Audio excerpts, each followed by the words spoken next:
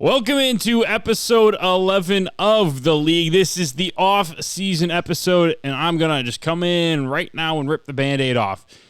While I was doing some upkeep of my file system, I accidentally deleted the video footage that I had for the players leaving section, so everybody that decided they were going to leave their current teams, and then also going through the entire recruiting National Signing Day. So I no longer have access to those 15-minute long segments of the video.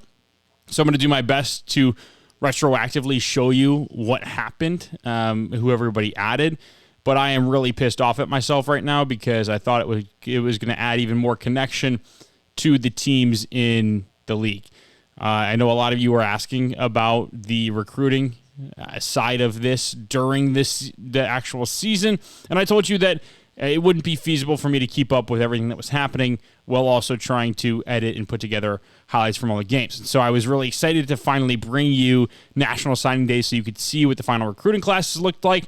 And then I wasn't even thinking about the fact that I had these files that I still needed to use while I was going through and deleting all the stuff from previous videos because I had been bad about staying on top of that. So unfortunately for you guys, that is not in this episode, and I truly apologize for that, but we will go through all of the rosters and show you what the team now looks like. That wasn't my intention initially because you had seen all the new additions, but now we have no choice. So in this episode, we're going to focus on the season outlook of a lot of these teams. We're going to look at their schedules.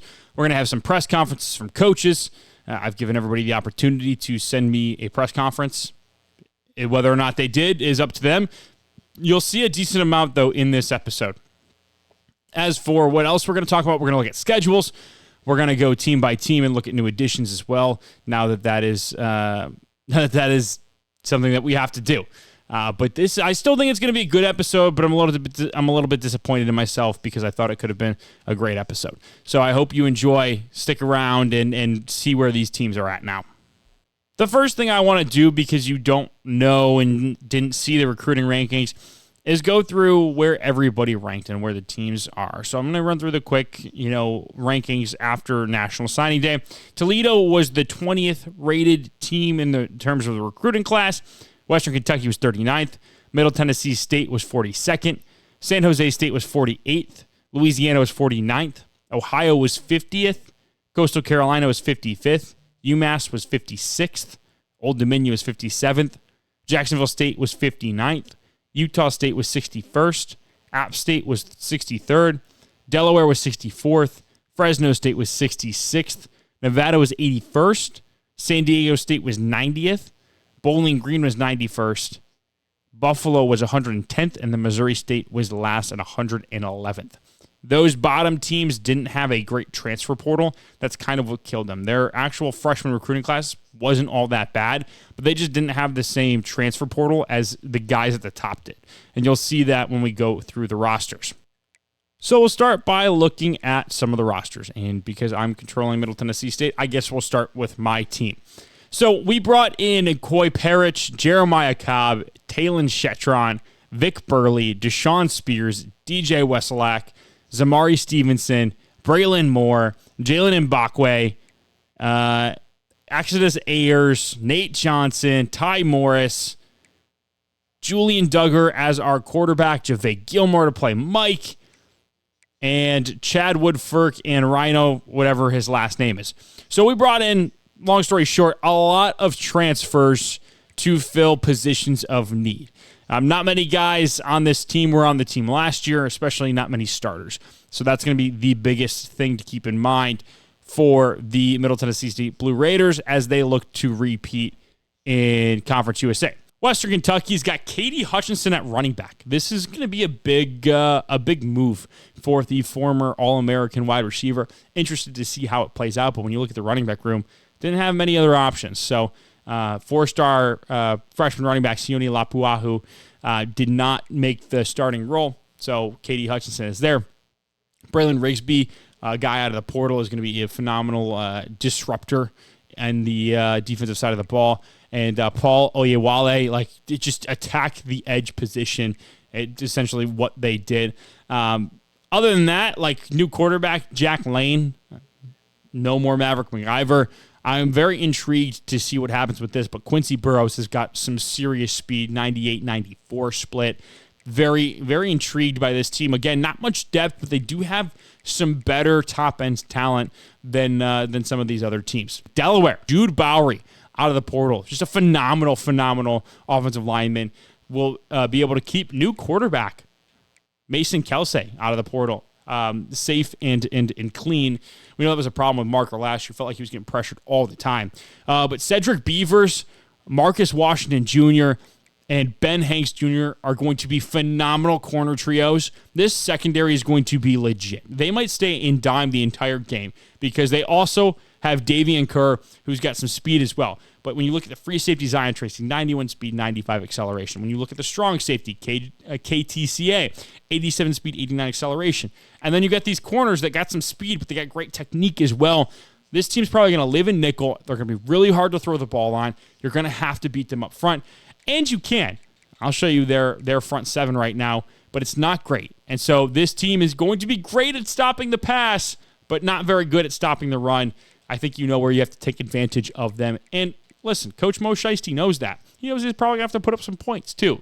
But if he gets up, you guys are going to have to pass the ball and play right in his hands. So, you know, that is something that he is very capable of doing and wants to have happen. For Jacksonville State, this is a very, very solid team.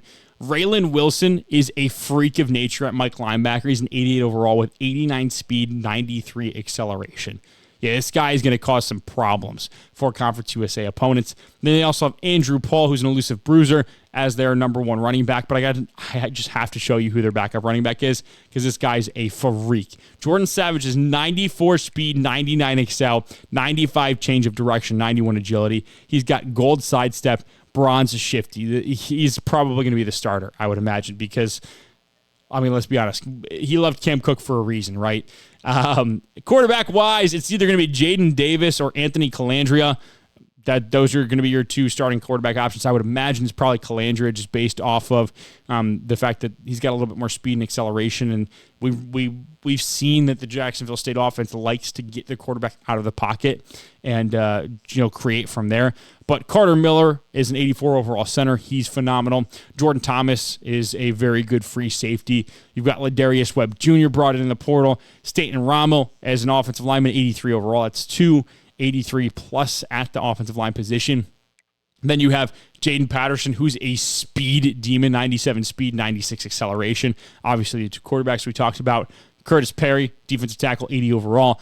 You also have Coy Beasley, 92-94 for the speed acceleration combo. Isaac Walker as an edge rusher. And then linebacker-wise, Jamit Otis, Jameer Green. Like, you just add so much depth and so much versatility to that position as well.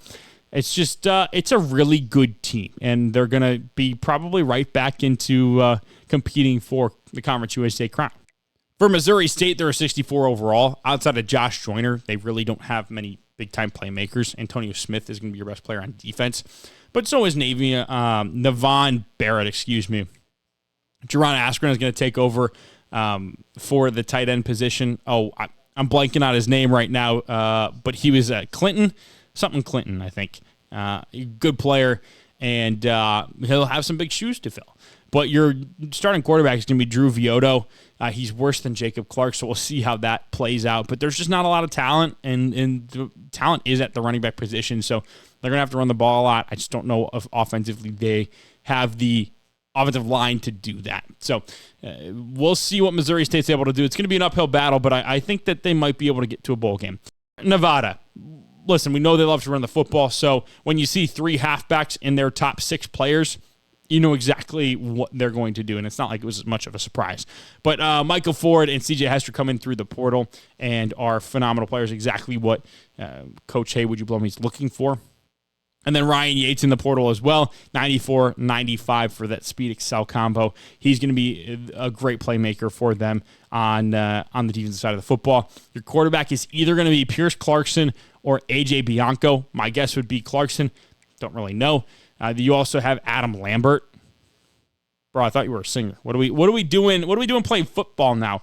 But they got some speed in the secondary. Rashad Ray has also got 93 speed, 96 excel. So I don't think they'll allow too many big plays. It's just about, can they stop the little ones, right? Can they force a team to be super efficient all the way, or super inefficient all the way down the field, keeping them from having a great success rate? I don't know. That's going to be the question. I do think they'll be able to limit explosives, which is big, though. For Fresno State, it's Quentin Reddish as the best player on the team. Ansel Dinmaba is also a really solid defensive tackle for them. They're going to need him to stop the run. Telly Johnson Jr. Replaces Donaldson, who left in the transfer portal. Ethan Spoth is going to be a solid offensive lineman, really their best one, and a lot of other question marks along that front, but he's going to be a really good player as well. Wide receiver-wise, Jordan Malualu is going to be your best wide receiver. He will probably get a lion's share of the targets, I would imagine. Kavion Thunderbird has one of the best names that you will see in the league. Like, that is just a phenomenal name. He's going to be a great player because of it. John Denman is another running back, too. We know Fresno State likes to run the football. They also like to target tight ends, too, so Richie Anderson is going to get some targets as well. But that defensive tackle duo with Martin Owusu as well is going to be really fun to watch. And they're going to need it, too, because there's teams there's two teams that really like to run the football. And then San Jose State and Utah State are kind of not really run-heavy teams, I would say. Utah State, definitely not. It's an air raid offense, 100%. Sammy Hunter is your best cornerback. You do have another running back in Terrence Gibbs. Here's your left guard in Edward Fanua. And then you can continue to go down the list and see Jaden Mandel as QB1. Only 2 quarterbacks on the entire roster.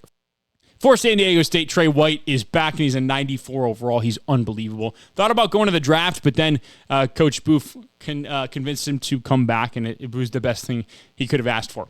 Kalen Ellis is back as well. He is an 85 overall, one of the best linemen you will see in the league. And then Anthony Woods is going to take Cardwell's spot. Cardwell transferred out last season, so this is much needed. And then they also brought in Lucky Sutton, the elusive bruising back with 94 speed, 92 acceleration. Owen Chambliss is back as well at the will linebacker position. Malachi Nelson is this team's quarterback, former five-star, who apparently has an elite dev trait, and I'm not sure why. He stinks. Playing for his 4th school now, and he's only in year 4. Wow, that's crazy. Denigal is still on the roster. Can promise you he is not starting. I have inside information that says he might actually be killed at some point this season. Josiah Cox is going to be your strong safety, but you can see a lot of this top-end talent is on the offensive side of the football. Outside of Trey White, what will we be able to get from this defense? They were a top pass rushing threat last year. Will they be able to keep that up? They also brought in Matt Zollers, the former Penn State quarterback. So, Missouri quarterback.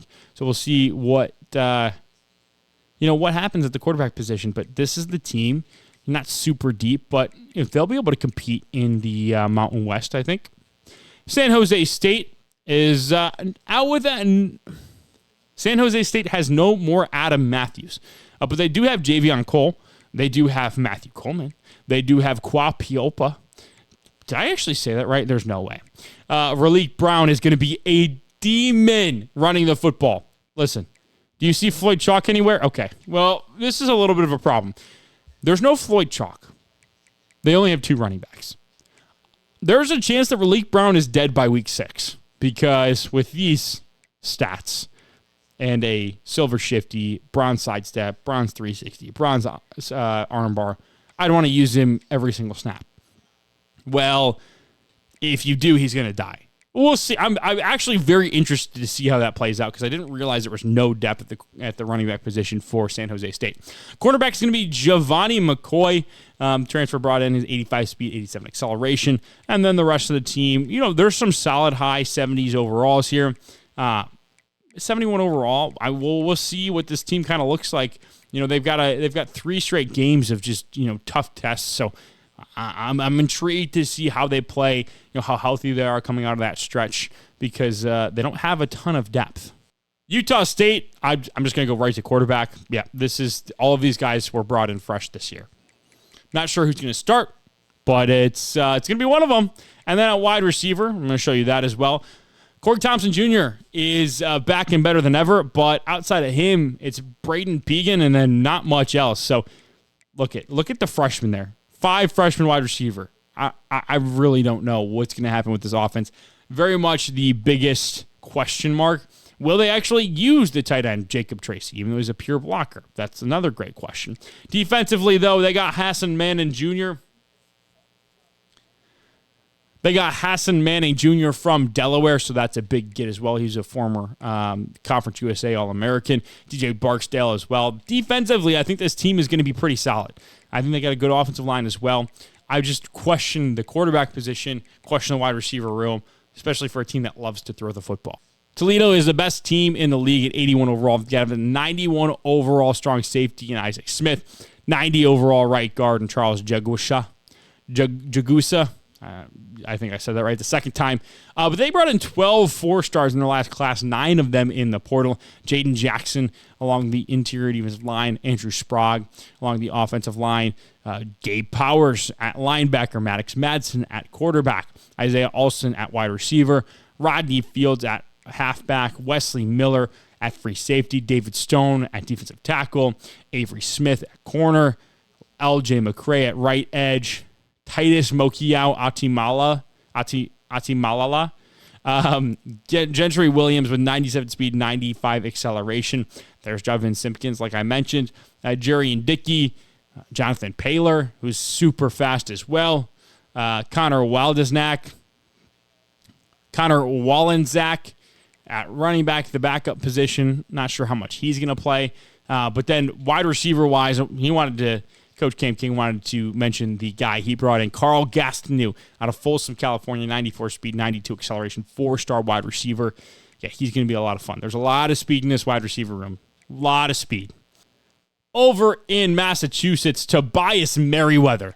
Talk about a speedster. 93 speed, 90 excel will be the best player on this team. Tight end Jelani Thurman is also very fast at that position. He will be your second best receiving option, but you cannot count on Chris Dawn Jr., who's even faster than Merriweather. And then defensively, Jeremiah Talander, the middle linebacker out of Gainesville, Georgia, is just an absolute beast. Just a very old team, too. So you know they're going to be experienced. You know they're going to be ready to go when they go into those tough atmospheres. Like, they're just going to play really well. Brandon Hood is going to replace Jawan Price at the running back position. I imagine that he will get probably as many touches as Price did. But this is just a really good overall team. Brady Hart is going to be the quarterback of this team. He was a transfer brought in from Texas A&M. So I just think that this team is just really solid, top-end talent, but they got good depth as well. Built really well. I cannot say enough about the roster construction of this team. As we take a look at Bowling Green's team, Drew Pine is still the best player, but they did bring in Chase Herbstreit in the portal. So we could have a little bit of a quarterback competition. I would still imagine that Pine is probably your starter in Bowling Green. Their next best player is Collins Enchimapong. I said that correctly. I know I did. And then Markel Porter, the starting running back, and you'll have Chris McMillan as the 1-2 punch there. Wide receiver-wise, Brennan Ridley is your number 1, and pretty substantially as well. I imagine this team's going to run the ball a lot, given the fact that they also have Austin Dendy, who is another running back that is a decent overall.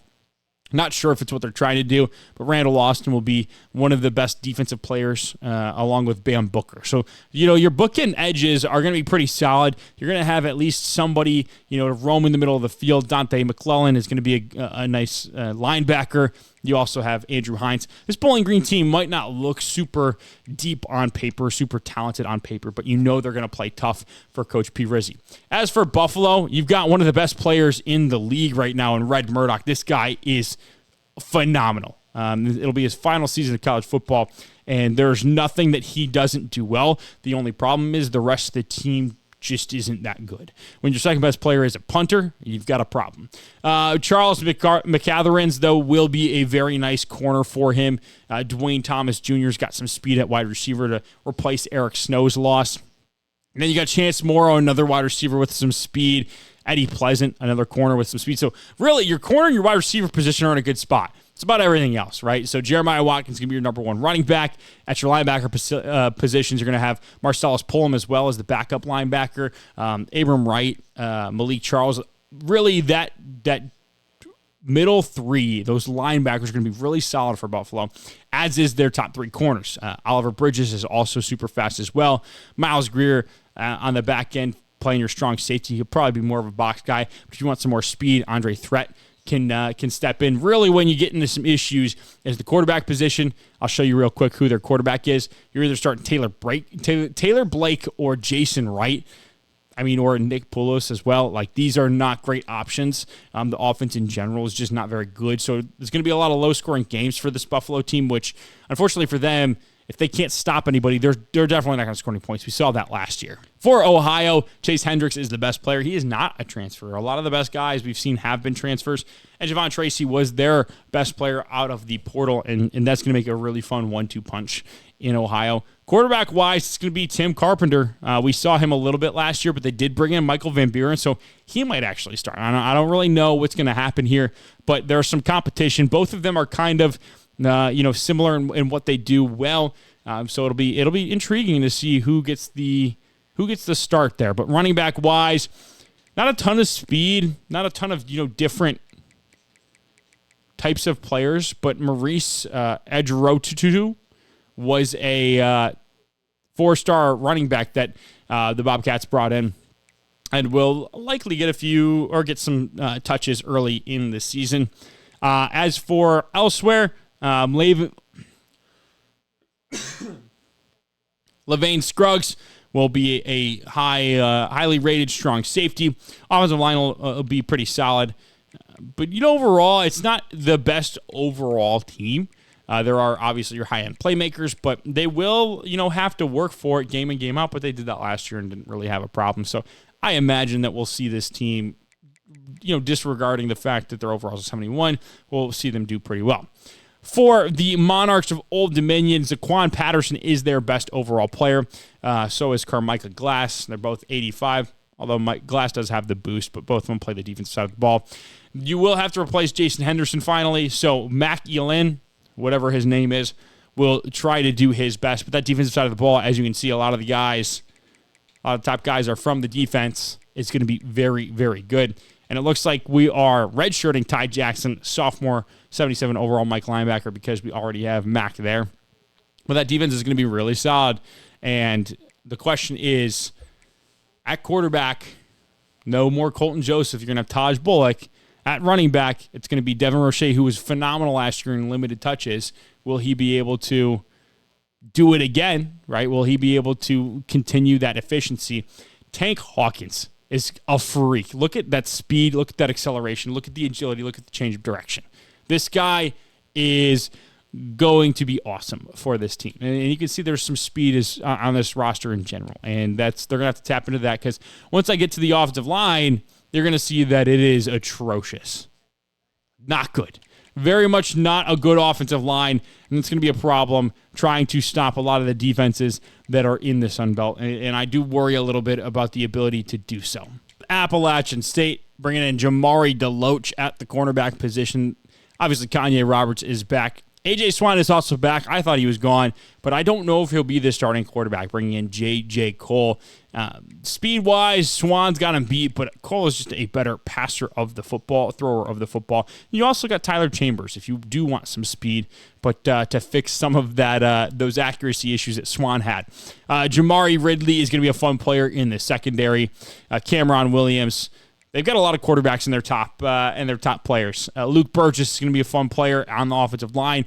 Really solid offensive line here in App State. Trent Ramsey. Malcolm Ziegler is another safety, so very good safety deal. Look at that speed and acceleration, 96 and 97. He'll be closing a lot of gaps. And you can't forget about Christian Conyer either, 93 speed, 95 excel. There is some speed on this defense, and you know that Coach Mike Roth is going to use that to his advantage just to put the opposing offenses in a tough spot. Even Emory Floyd 93 speed, 95 acceleration. So watch out for that App State secondary to just fly around, make plays, just pick passes off, make life hell for opposing offenses. For Coastal Carolina, they support a 78 overall and an 81 overall offense, and it's headlined by Landon Humphreys, transfer from Vandy, from Georgia, who's got some speed as well. Basically, your Jamison Tucker replacement. For an offense that relied heavily on that speed at the wide receiver position. And then offensively, you got some talent along your offensive line. Tarantayo, Logan Howland, Landon Hatchett, Barrett Nelson. All four of those guys are going to start, and they're all 80 overall or higher. It's with no boost or anything. So you're going to be in a really good spot. Jaquel Middlebrook transfers from Middle Tennessee State to Coastal Carolina to replace Javin Simpkins, who transferred to Toledo. So we got a little bit of a weird triangle there. Middle Tennessee State did not bring in a Toledo player, so there's not really a complete triangle, but it's an interesting succession of transfers for these guys. In terms of defensively, Isaiah Shirley is going to be your best edge rusher. Achilles Smith Jr. is probably going to be the starting quarterback for this team. He's a phenomenal young player. He tried to get reps early in his career as well. Terrence Love, like you can see, there's a discrepancy between the offense and the defense. The defense is 74 overall. They just don't have the same amount of talent. By the way, your left guard is Alexander Deuce, and he's a 78 overall. So probably the best offensive line in the league, Coastal Carolina is boasting. But you've also got Darren Reed Jr. At right edge. You've got Luke Murphy at Mike linebacker. You do have Roquan Barber if you want some more speed at your quarterback position. But overall, a lot of their talent comes in the trenches, which is not a bad thing to have, but it does question what the back end looks like. I want to show you what the corners look like because it's not good. I'm not sure exactly what this team is going to do to stop any passing. Safeties aren't great either. Like, they're fine. Like, Terrence Love's a good player. Nick Rudd Johnson's an okay player. And they don't have a ton of speed either, so you got to wonder, with a lot of the speed that we're seeing these other teams get, what they're going to be able to do to really slow those teams down. For Louisiana, it's Noah Dunham is the best player on the team. And then E.J. Harris, former Middle Tennessee State left guard, transferred and is one of the best players on this team. So as you can see, the offensive line is really the strong suit of this squad. Cornerback-wise, it's Traquan Fagans as their number one player. Quarterback is going to be Lunch Winfield. Super excited to see him back in the league. Only a 72 overall, but I mean, let's be honest, Coach Will Kringelbauer had a lot of fun with him last year, and there's a reason why he brought him back, even though he entered the portal. Running back is going to be a little tough, but wide receiver is really what you need to focus on. They like to throw the football, and they don't have many guys that can catch the football. It's going to be interesting to see what they do offensively, and if they lean on that running game because of the offensive line, or if they decide that they're going to stick to their identity and air it out. Defensively, though, I just got to show you what they're working with because it's not good. Just across the board, there's not much depth. They do have a couple of playmakers, but you're looking at a defense that can continue to give up a lot of points. Delaware's schedule starts with a road game at UMass. They start the season off strong against a user. Then they play at Tennessee, the 23rd ranked team in the country, host Texas State, and then start conference play right away against Louisiana Tech before the bye. Then they go and play Oregon State at home. That is an interesting matchup. Not sure how they got that game in Newark. That is wild. But then back to conference play. They go at Liberty, at FIU, host Middle Tennessee State, host UTEP, host Jacksonville State, at Sam Houston, and then host Missouri State. So this conference schedule is very favorable when you look at the fact that they only have a handful of road games.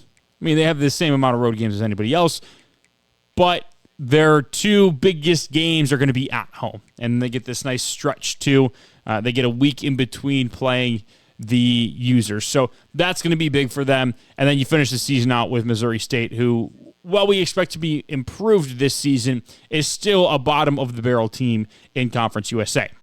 Jacksonville State is starting with a home game against San Jose State. So head coach Aiden Crowley is coming to Jacksonville, Alabama to try and really start the season off right. And then they're going to Arizona State, taking on the Sun Devils in Tempe. Then they play Miami, and then they get into conference play. They're at New Mexico State first. Then they go at Western Kentucky. Then they host Louisiana Tech, Middle Tennessee State, Sam Houston, and Liberty in 4 straight home games. But then they finish the season on the road at Kennesaw State, at Delaware, and then at Hawaii in Week 13. So they're done with conference play by Week 11. So we will know kind of where they stand in the conference at that point. For Missouri State, trying to get in the win column, we've got a bunch of user games. Coach Wagner wanted all of the smoke. So they're playing at Buffalo, taking on head coach Hugh Janus. Then they're playing at Bowling Green, so 2 MAC opponents taking on Coach P. Rizzi. And then they're hosting Fresno State, so that's Coach Hardy Sonnenberger Jr. And they play at Missouri for their 4th out-of-conference game. But then they go to New Mexico State to start conference play, then to Sam Houston, and then they play Western Kentucky, UTEP, Louisiana Tech, at Liberty, versus Kennesaw State, and then at Delaware. So for Missouri State, the good thing is they only have 2 in-conference user opponents, and they're the middle-of-the-pack guys. They avoid Jacksonville State. They avoid Middle Tennessee State. So this is a chance for them to get to 500. The Conference USA teams are not that good outside of those top teams, so there's an opportunity for them to really take advantage of that and put themselves in a good position to be in a bowl game and save their job. As we go to Western Kentucky, they start the season hosting Old Dominion and then travel to Fresno State to take on Sonnenberger Jr. Yeah, that's right. Sonnenberger Jr.'s got a lot of games against user opponents. But then they host Pitt. Then they go to Tulane, so they've got a very tough non-con schedule. Listen, they could theoretically be 2-3 in their first 5 games. I mean, there's a chance that they only win 1 of these games as well and are 1-4. And you're putting yourself in a tough spot to get to bowl eligibility. Then once you start conference play, I already mentioned Jacksonville State, but then they play Liberty. Then they're at Louisiana Tech, at Missouri State, at Kennesaw State, hosting Middle Tennessee after the bye, then at UTEP, and finishing off against New Mexico State. Start on the road at number 8, Michigan. Now, the reason why Michigan is on the schedule is because during the offseason recruiting cycle, during the transfer portal, I was trying to go after Bryce Baker, who's a quarterback transfer from North Carolina, and I was in first place for him. And then all of a sudden, Michigan comes out of nowhere and essentially steals him from me. So I wanted to put them on the schedule. Marshall, if you watched last season, you know why Marshall's on the schedule. We've also got a home game against Maryland, and then our second home against Nevada, coached by Hey, Would You Blow Me? And then as we get into conference play, it's Sam Houston, Coach Lou Brown in Jacksonville State, Kennesaw State, Coach Mo Shiesty, and Delaware, New Mexico State, Coach Chuck Downfield in the Battle of 100 Miles of Hate, I believe, the 100 Miles of Hate is the official title. And then finishing the season versus FIU and then at UTEP. So the major thing about this schedule, 3 conference games against user opponents all on the road, and Missouri State is not on the schedule. So that's the big thing to look out for. The Sun Belt, because Appalachian State is next. They're playing at Tennessee in Week 1, then hosting San Diego State in Week 2, then hosting UL Monroe in Week 3 to start off Sun Belt Conference play. Then they play at Ohio to play their second non-conference user opponent to start the season. Then they're playing against James Madison at Arkansas State. Get to play Charlotte, trying to get a little revenge from last year's Week 1 loss. And they play at Georgia State, at Texas State. Versus Old Dominion, they get to host Marshall, and then finish the season off at Coastal Carolina. This one has all of the makings for a spot on the line in the conference championship game. That one's going to be a lot of fun.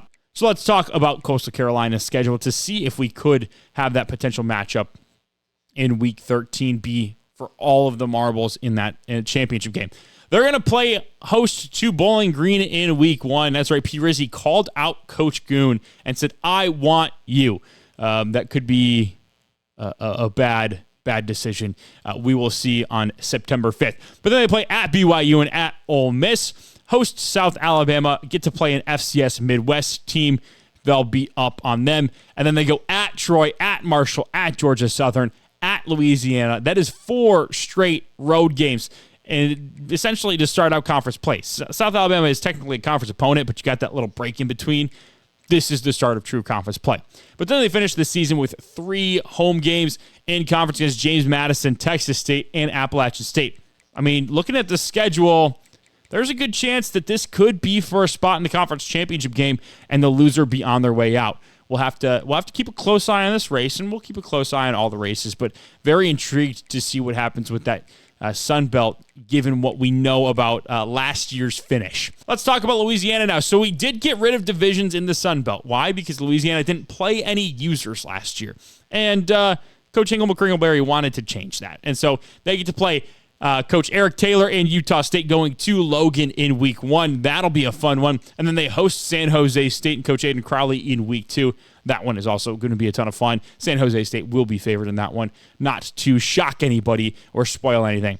Then they get Louisiana Tech in a Conference USA battle, and then they start conference play in the Sun Belt at Texas State versus Arkansas State by James Madison, Southern Miss. Then Coastal Carolina can get to host them. And they go at SMU for a little bit of a break in between conference action, and they finish this season with 4 straight road games. So if last year was any indication, this team is going to finish 0-4 on a 4-game losing streak to finish the season. But they do get ULM, South Alabama, and then they finish the year at Old Dominion. So that'll be with 2 user games in the Sun Belt in Week 13, we could be playing for spots in the conference championship game. Imagine the stakes in those games and the pucker effect that those would have. So let's go look at Old Dominion's schedule now and see where theirs stacks up in comparison to some of these other their conference foes. They're playing at Western Kentucky, then at Virginia Tech. Excuse me. They want them again. They said, "Give me Blacksburg again. We're going to get our lick back." Well, then they host Toledo in a game that should be a lot of fun. 2 very contrasting styles. Interesting to see what happens in that one. They get the bye. Then they start conference play. Marshall, Georgia State, South Alabama, Arkansas State, Texas State, Southern Miss, App State. Then they play at Ohio in Week 12. The most random Sun Belt versus MAC game that you could possibly have in terms of location in the schedule. That one is in Athens, though, and then, like I said, they finish the year off with Louisiana. 3 straight user games to finish the year. That's going to be a kind of a little bit of a shock to the system to have 2 of 3 be user, play a bunch of CPUs, really get into that groove of playing the CPUs, and then bang, you're back to the users again. So we'll see what Coach Noah Cavan is able to do there. But that's something to keep an eye on. And I know I keep saying that a lot, but there's just so many good things happening in the league right now. And I think that the storylines being built are truly phenomenal. So let's talk about the MAC next. And like I said, P. Rizzi wanted all the smoke, and he got it. He's at Coastal Carolina week 1, hosting Missouri State in week 2, hosting Utah State in week 3. Then he's at NIU, hosting Western Michigan, at Eastern Michigan, gets to play Toledo again in a game they only lost by 20 points, hosts Central, at Buffalo, and then it's at Oklahoma. Yikes. That is a tough non-conference schedule for Bowling Green to try and get a bowl game. Get to play UMass this season again, and then at Akron to finish out the year. For Buffalo, they get Missouri State in week 1. Some are calling it the toilet bowl, the battle between the 2 worst teams in the league last season. Yeah, it seems like a lot of fun. And then it's at preseason number 1 Clemson. The scenes that will be happening in Clemson for this game when Buffalo, who was a 1-win team last year, we'll see if they're coming to the game with a win, but they could be on at this point a 10-game losing streak if they were to lose this game, trying to play upset to the number 1 team in the country, who is probably like a 96 overall. Then they get an FCS team again. Hopefully they can win that one. Remember, they still haven't beaten an FBS opponent. And then they're at UMass to start conference play, at Bowling Green. A little bit of a break to play at San Diego State, and then host Akron, at Ohio versus Bowling Green, versus Eastern Michigan, at Toledo, and then versus Kent State. For Ohio, they wanted as good of a non-conference schedule as they could get. At number 24, Ohio State, trying to get some revenge for last year's performance. They're at Toledo in an early season MAC game. Then they're at number 7, Miami, hosting Appalachian State. This is about as tough as it gets. You're talking about two of the premier Group of 5 programs and then two top 25 pretty much powerhouses.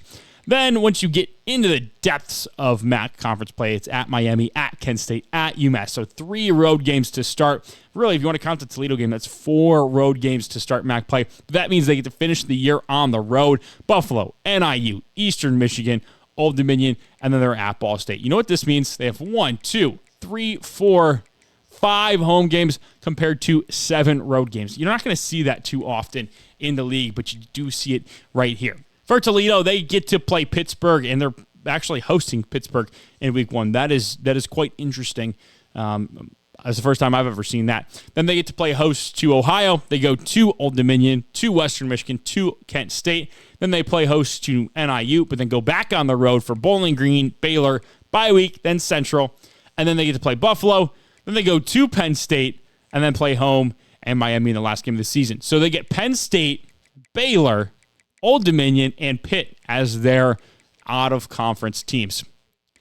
For UMass, we'll look at their schedule next. They get Delaware week 1, like we mentioned. Then they go play at Penn State, at Temple, in a game that they played last year and that UMass had dominated. Then they play Buffalo, Central Michigan, Akron, Ohio. Get a bye week. Then they go Ball State, Northern Illinois, Western Michigan, Bowling Green, and then we get our favorite game, our favorite rivalry in all of sports, the Comass Bowl. That is actually the name of it. Do not look that up. But what a nice little finish here. Nothing too crazy for UMass. They're going through the gauntlet to start the season. So this will be a nice ease into a conference championship game if they're able to get back there. Once we get to the Mountain West, Fresno State is playing at USC to start the season. We saw what they did against Power 4 opponents last year.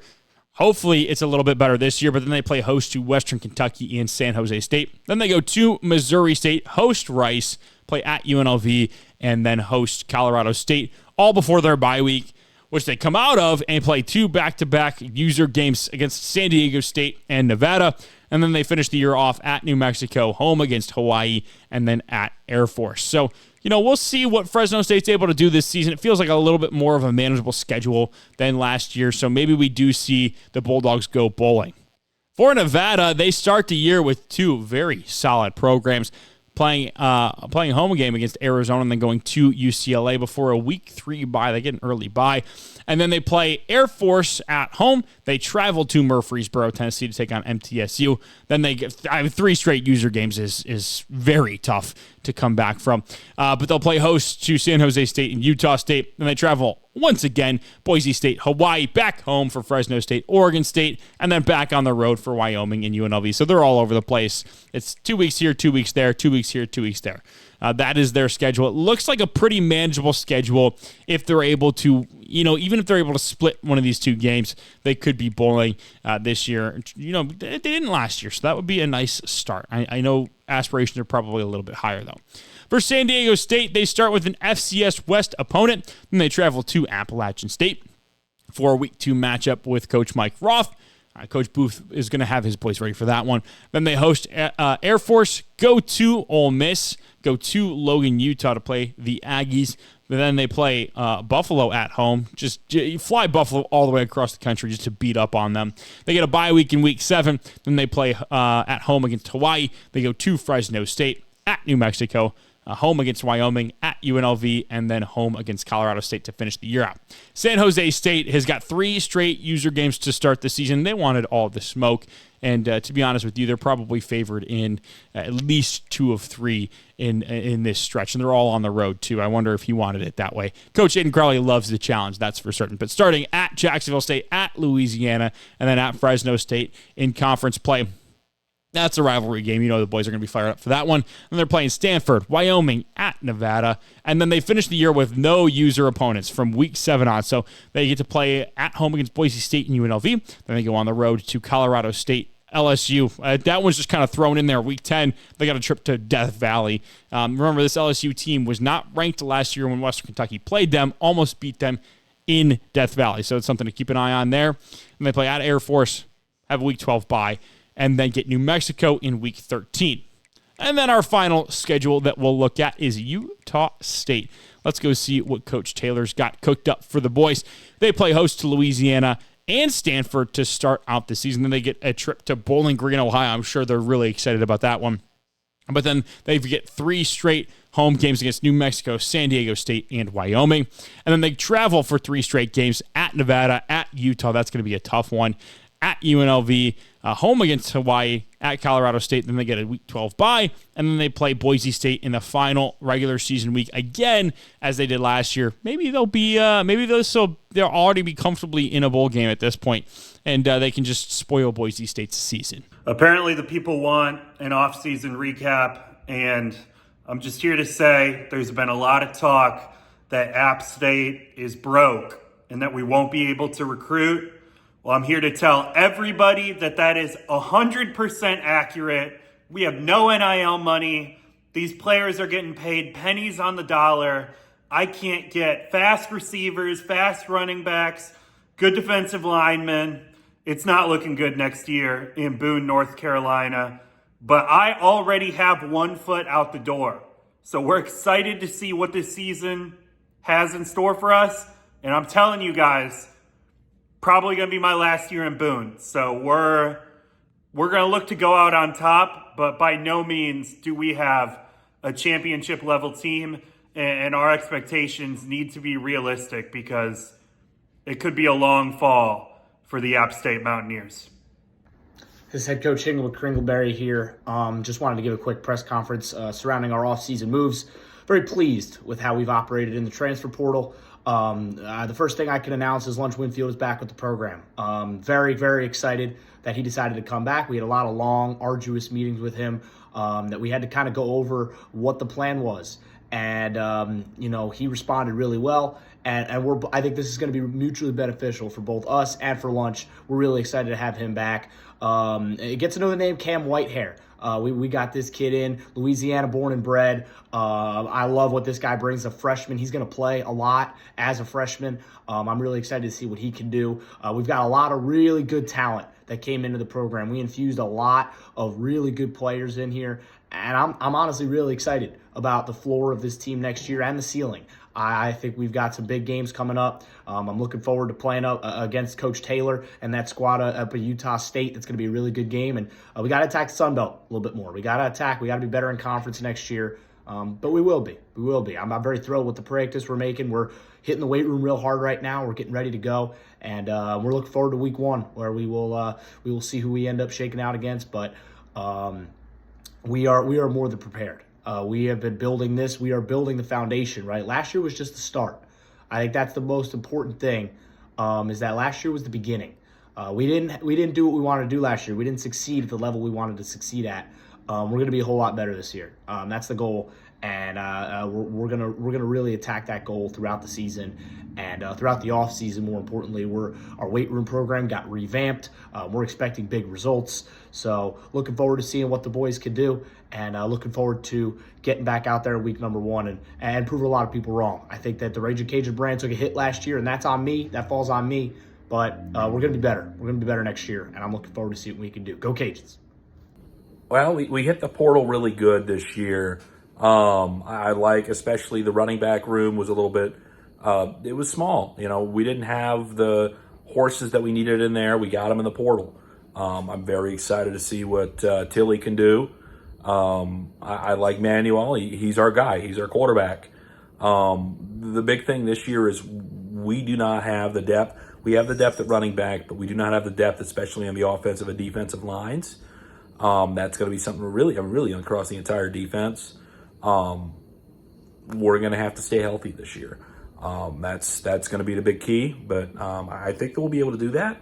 And if we're able to do that, we'll be just fine. But that's the big thing this year is we got the guys in the portal. There's a few guys that we wanted, but we didn't get. But we like the guys that we have here, and I think that we're going to do a very good job this year. But it's a bowl game. We got to get to the bowl game. That is my goal. That is the goal every year, and I think that we have the schedule to do it. Can't wait to get out there in the LA Coliseum and prove what we can do. All right. Thank you for joining me today. Really good offseason for the boys. Really good offseason. We brought in some really big pieces. some people that are going to really help us out, especially in the run game. Couldn't get the wide receivers we wanted to help out that room because Toledo decided they need 13, which is really unfortunate because we absolutely need them. But we'll take it. Obviously, the one that's been all over the news, Malachi Nelson will be coming to play at San Diego State after choosing us over San Jose State. It was a hard choice for him. It really was. It really was. But inevitably, he saw Jaden Denegal play last year, and he said, "Oh, I can beat that out." So, and when he said that, I said, "Yeah, you can absolutely beat that out." So, Malachi Nelson will probably be swinging the rock for us. We also brought in this guy named Matt Zollers. Matt Zollers, he's a freshman redshirt. Let me show you him real quick. He's a freshman redshirt. He looks nasty, dual threat. He's got some nice skill caps, which should be helpful. But he is a freshman, so most likely he will sit this year unless we have a tragedy. Hopefully we won't. But yeah. So Matt Zollers, welcome to the team. We did really well in the running back room. Sorry, San Jose State once again. I do apologize for what we did to you in this recruiting process, but picking up Anthony Woods and also Sessi Vailahi, I believe. I'm gonna have to look that up and make sure I say his name right so he doesn't leave on me. Deal breakers, how you pronounce my name. And this is the wide receiver room I was talking about. It's just rough. Really nothing to shout about. I really needed that wide receiver. I'm very angry at the king for stealing him. But we do what we need. The O-line, a little rough. We had to move some people around to make sure it worked out. But the defense, Trey White returns. I mean, that's the big one. Trey White returns. Hopefully he will be very helpful this year and won't get injured. But I'm happy about this, guys. I'm happy. We had a really good offseason. And hopefully these guys will improve a lot in the off-season training. And, we'll be a big team again. We're here with Toledo off-season, preseason. We getting ready for this upcoming season. But I just like to talk about some of our players and the outlook and or on the season and what my goals are for the year. So without further ado, we starting off big, massive addition. Maddox Madsen, quarterback from Boise State last year. He's going into his redshirt senior year, and he is ready to win. I'm very confident in his ability, just to manage the game and deliver the ball where it needs to be. Moving on to the running backs, Rodney Fields Jr. from Oklahoma State, great addition. He's will be a starting running back this year. Also brought in Javin Simpkins from Coastal Carolina. Shout out Grant. And then we also have Bobby Willie from Youngstown, Ohio, the 4-star running back commit that we just secured. At wide receiver, we'll get to the one at the top. But Isaiah Alston is an addition that we made from James Madison. Jonathan Paylor added him from NC State. Titus Mokiao Atimalala, we added him from UCLA. Jurion Dickey from Oregon, and Carl Gastineau from high school. 3 and 4 stars, 4-star gem, respectively. So I'm very, very, very, very excited to get everybody playing and everything going. Brought in Luke Harpering at tight end. Can't think of the college off the top of my brain. Andrew Sprague from Michigan. He will play left tackle for us this season. Charles Jacusa, he will play right guard for us this season. He might play left guard. He'll play some guard, but he's from Notre Dame. But very excited about the edge room, especially the transfer that we got. Somehow we snagged 2, or we were targeted at first by 2 Florida edges, and then these 2 Oklahoma DTs that committed, David Stone and Jaden Jackson, who it fits our scheme perfectly. We got Gabe Powers, brought in from Kansas State at the outside will linebacker position. Chandavian Bradley, we brought him from Oklahoma State. He will be our starting Sam. Both of those two will start. And then we already have Kayvon Sherman, but Jackson Eck will back him up at the Mike linebacker position.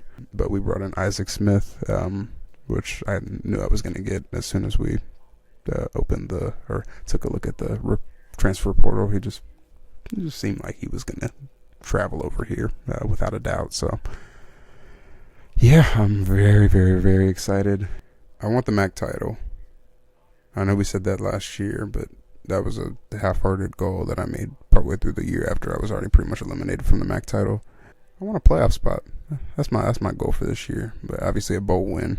So we have to win a playoff game. So I think this team's good enough though. So we ready for whoever we have week 1, and go Rockets. That'll do it for the season 1 off-season recap. I promise in the next seasons I will not delete the footage that I have already captured, and we will have much more in-depth and detailed breakdowns of recruiting classes and where guys decided they were going to transfer to in the portal. Season 2, weeks 1 and 2 will be on the docket next, and I tell you, those games are stacked. We've got a lot of user versus user games in the first 2 weeks, and we also have some big-time, just out-of-conference games. You're not going to want to miss it. I promise you, it is well worth your time to hit that subscribe button and then hit that notification bell so you know exactly when it drops. Thank you all so much for watching. Hope you enjoyed. Catch you on the flip. See ya.